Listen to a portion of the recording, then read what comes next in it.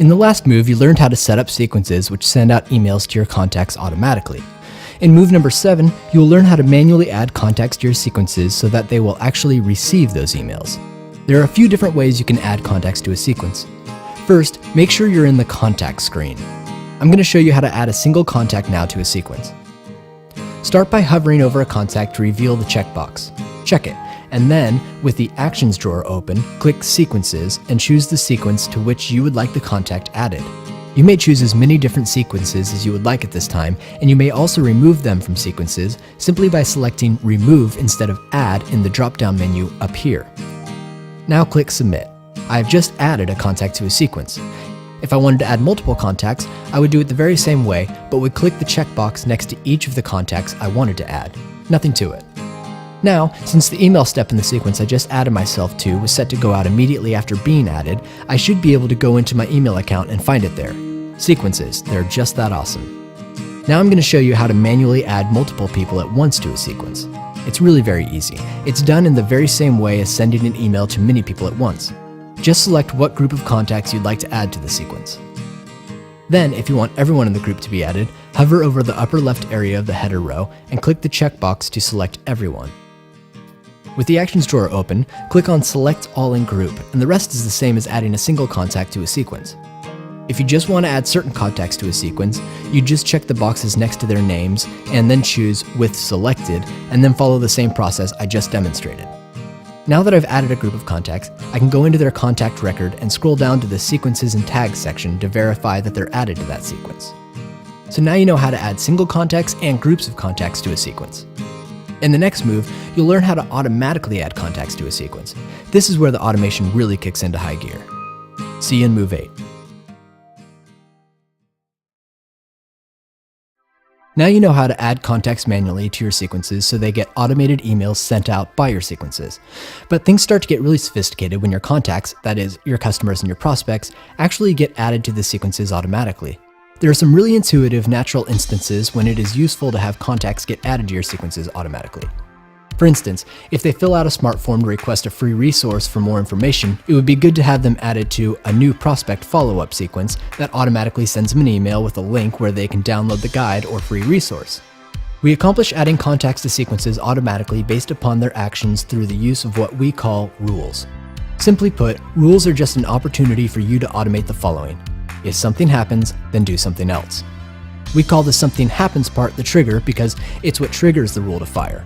We call the do something else part the action because, well, it's an action that occurs in response to the trigger. See how the case I mentioned previously fits exactly within this if-then framework of a trigger and response? If someone fills out my smart form requesting my free guide, then add them to my new prospect follow-up sequence, which of course sends them an email granting them access to the free guide. The form fill out is what triggers the rule, and the response is that they get added to the sequence.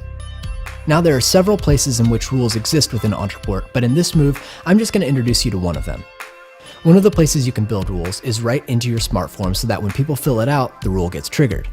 Remember that rules are just a way of automating if this happens, then do this other thing? Well, the if part for rules built into forms is just if someone fills out the form and the response is then add them to this sequence or sequences.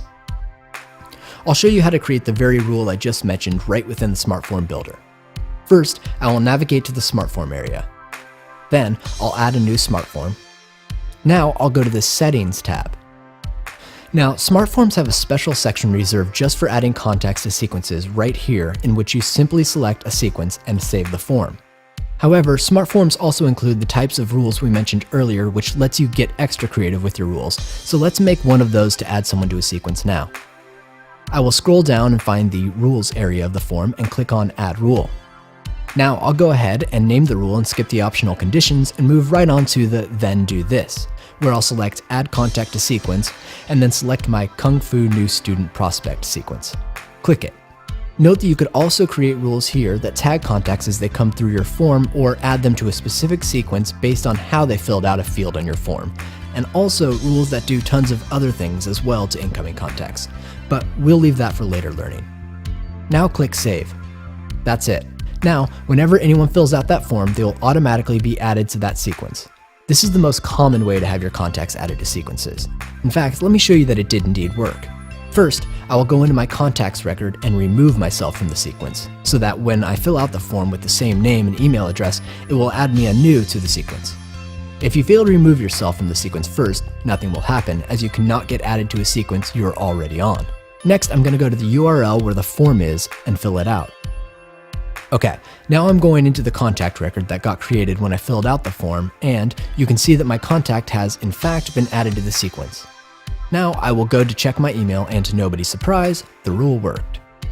You can also see more information about your sequences by looking at the sequence stats in the sequences collection, including how many people are currently on a given sequence, how many emails have been sent out through the sequence, how many emails have been opened, how many times links in your sequence emails have been clicked, as well as the number of people who have removed themselves or complained.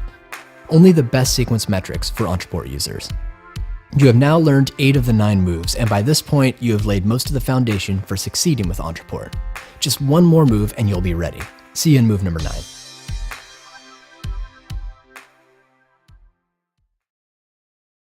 Now you have created a sequence, you have added contacts manually to your sequence, plus you have created a rule to your smart form to add contacts automatically to sequences. Now you can also create another kind of rule by navigating to the rules collection like so and clicking New Rule. These rules you create here are also global. Consider, I have offered a free guide to my website visitors called The Top 3 Mistakes Kung Fu Grasshoppers Make When Choosing a Master. When visitors fill out the smart form, they are added to the sequence, which sends them an email containing a link for them to download my e-wisdom. Since I know that a person is far more likely to become my student if they have read this guide, I want to follow up with those who do not actually download the guide and remind them to do so. Conversely, I want to follow up with those who have clicked the link with an email that asks if they have any questions and offers them a free introductory Kung Fu lesson. But I do not want to fuss with doing this manually. Instead, I will set this up to happen automatically through the use of one simple rule. First though, let me show you that I have created a new sequence for those who have clicked the download link. It is a simple step sequence with just one email step in it, and I called it Kung Fu Prospects Has Downloaded Top 3 Ways Guide. This is the sequence to which I will have people added when they click the download link. As I said, I will accomplish this with a rule. Let me show you how. I will create the rule for those who have downloaded the paper. First, I'll be sure I'm in the rules collection. Now I will click the New Rule button. Now I will name the rule. This name is just for my own reference, so it is good for me to name it something intuitive. I will name the rule Kung Fu Prospects Follow Up with E-Wisdom Clickers. Now it is time to actually build the rule. First, I will tell the system when this response should be triggered, that is, what must happen in order for this rule to engage. So I will set it to be clicks an email link. Remember, this is because I included the link to download my free guide as a link in the email they got when they first filled out my smart form. Now, since a drop-down menu has popped up, that is the indication that I need to do something else before this part of the rule is done. I see that I am being asked to specify which email link within which email a contact must click in order to trigger this rule. So the drop-down provides me with a list of all the different emails I've created and stored within the message library. Note that in order for you to use email link clicks as triggers in your rules, you must have created the message first. So once I choose the message that contains the link, I can indicate which specific link I want to trigger this rule. This is useful in the case that you have multiple different links in one email. In this case, since I only have one link in the email, I will simply put a 0 there, indicating that any link clicked will serve as a trigger. If I desired, at this point I could set a condition, which is a powerful way to further refine a rule and when and where the rule applies. In this case, however, and in a great many cases, there is no need to add a condition. Now is the time for me to add the action. That is, what should this rule do once it is triggered? I wanted to add a contact that clicks the download link to the Has Downloaded sequence. So I will choose Add Contact to Sequence. Now I will select the sequence to which I would like people to be added by this rule. From the list that appears, I will choose the Has Downloaded sequence. We also are going to add a second action to this rule. We will remove the contact from the initial New Kung Fu Student Prospect sequence.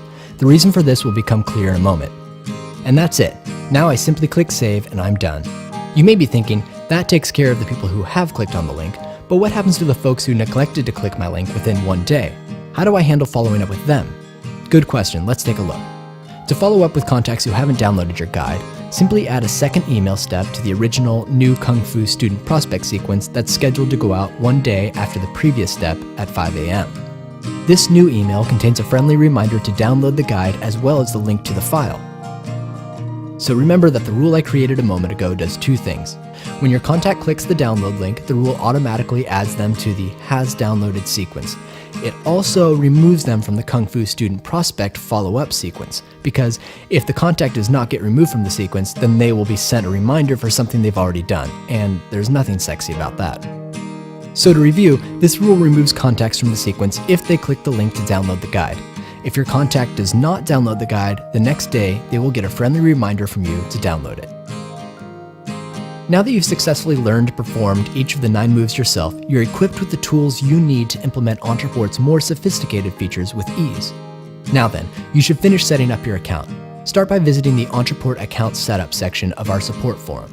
Once you've finalized your setup, you can begin building out your system. Go now and use the Ontraport knowledge base to learn about other features and how they work together to build the integrated system of your dreams. Now you have what it takes to be an Ontraport master.